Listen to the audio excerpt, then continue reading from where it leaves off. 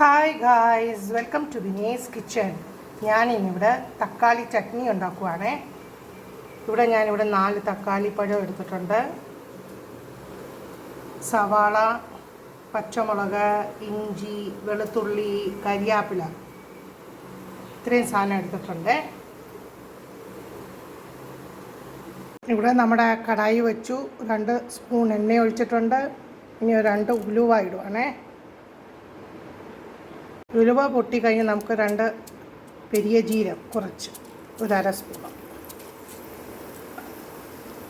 തക്കാളി ചട്നിക്ക് നല്ല ഫ്ലേവർ തരുമേ.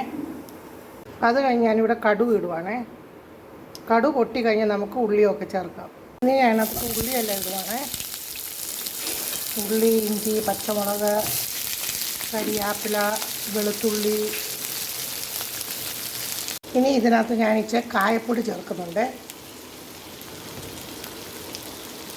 കുറച്ച് ഉപ്പ്,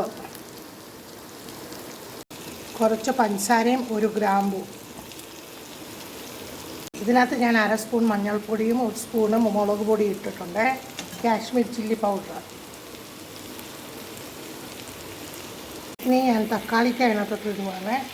തക്കാളിപ്പഴം അതിനകത്തോട്ടിട്ട് ഇനി നമുക്കിതെല്ലാം കൂടി മിക്സ് ആക്കാമേ. നമുക്ക് ഇത് അടച്ചു വെച്ച് വേവിക്കാമേ. ഞാൻ ഇതിനകത്ത് വെള്ളം ഒഴിക്കാതെ വേവിച്ചത്. ഇനി ലാസ്റ്റ് ഞാൻ ഇതിനകത്ത് സ്പ്രിംഗ് ഓണിയൻ ചേർക്കുന്നുണ്ട്.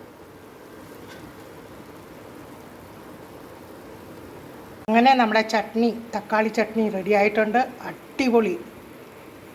നിങ്ങൾ ഇതുപോലൊന്ന് ചെയ്ത് നോക്കണേ. Thanks for watching my video. Please like, share and subscribe my channel. Thank you.